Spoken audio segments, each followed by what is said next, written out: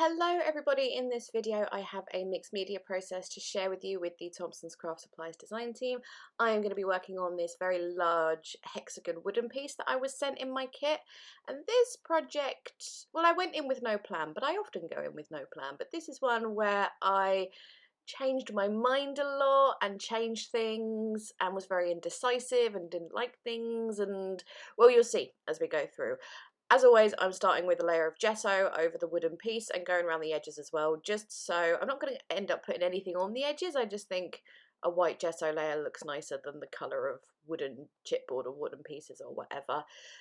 Then I am taking this sort of stone brick wall stencil and just stenciling on that shape with some modelling paste, and then once that is on, I wanted to use some crackle effects. So I think it's distress crackle paste that I use, and I'm just adding that in all the areas where there isn't the brickwork stenciling, and I left that to dry for a good few hours. Crackle paste, that is that one anyways, most crackle paste you have to leave them to dry rather than use a heat tool, which is why I don't actually use them that much, because I'm super impatient. I'm like, this is what heat tools were designed for impatient people like me, to not have to wait for things to dry.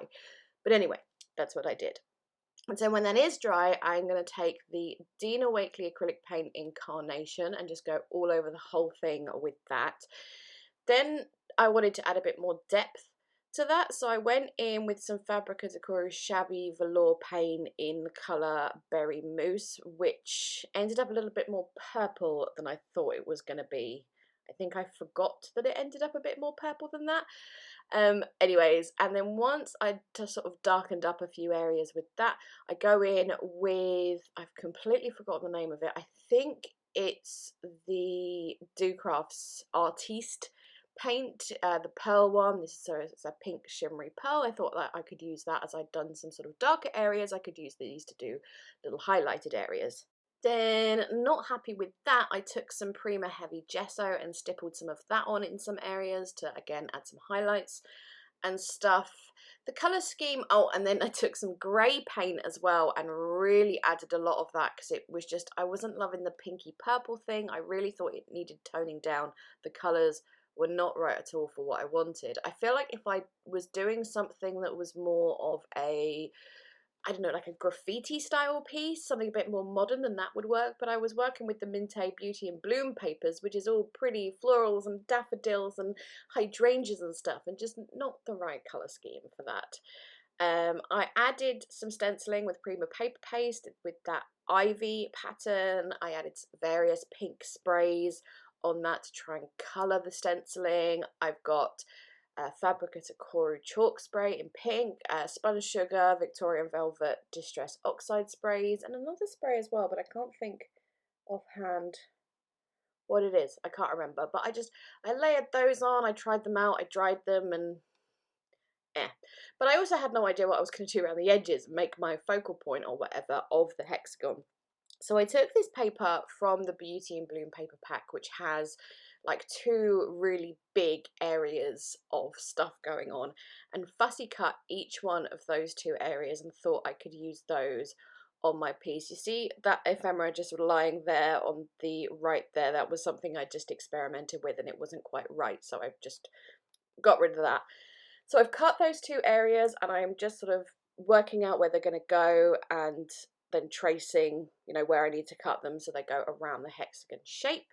And then I'm going to play around with them a little bit more to figure out what kind of, where I'm going to put them, how I'm going to lay them out, etc, etc.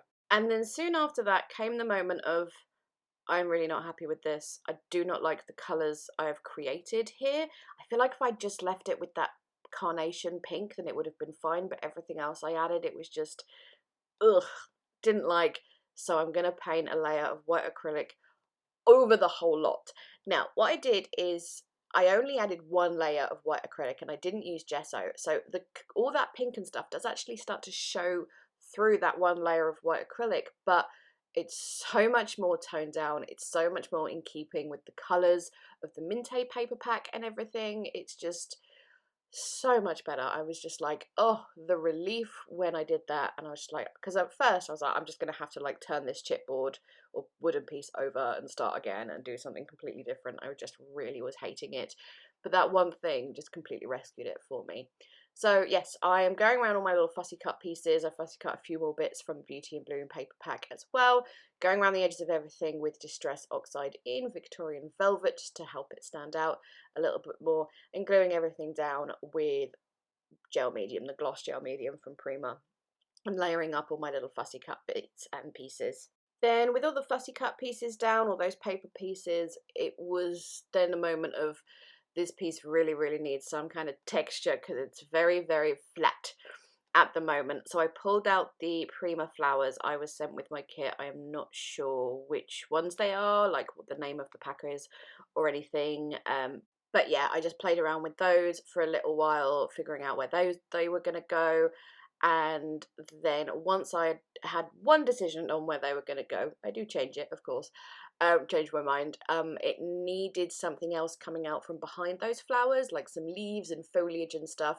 So I pulled out the Mintay Flora book, the fussy cutting book, the first Flora book, because there's a Flora book too now, which is on its way to me. I'm so excited. Anyway, getting sidetracked. Fussy cut a load of those, and then I actually went to bed because I was like, I need to step away from this project. I'm getting stressed out about it, you know, and it's all going wrong because I'm overthinking things. And so I left it overnight, which I think was a really good idea to come back to it with some fresh eyes.